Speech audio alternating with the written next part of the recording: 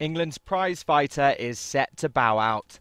Andrew Flintoff, English cricket's talisman, has announced he'll retire from Test cricket at the end of this summer's Ashes series. Typical of the man, he explained his decision, starting with a joke.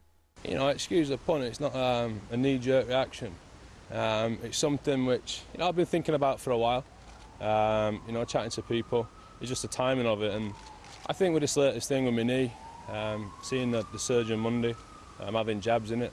My body's telling me it's time, to give in. This country's most iconic cricketer since Ian Botham, the young 20-year-old making his debut for England against South Africa in 1998, was already fighting off such comparisons.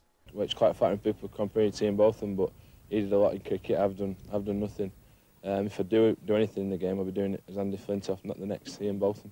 Indeed, he was to make the name of Flintoff as resonant as that of Botham. But just as Beefy had needed the Ashes of 1981, the man known as Freddie had 2005. His performances earned him the Man of the Series award as England won back the Ashes for the first time in 18 years. He even had the Aussies wishing for their own Flintoff. It'd be nice if we could find an Andrew Flintoff at home somewhere. I'm sure we'll be looking as soon as we get back home. A star on the pitch, he also played a leading role in the celebrations. Not a bit bad yet.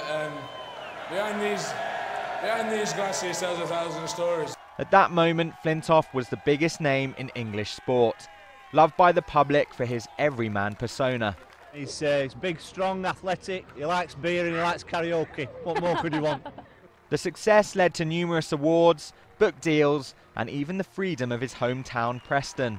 But sadly, that summer of 2005 was to be the highlight of his career.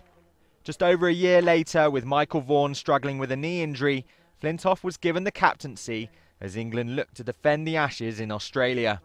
Obviously getting a chance to captain England in Australia in what's going to be a massive series is something which excites me, and I'm very proud to have the chance to do.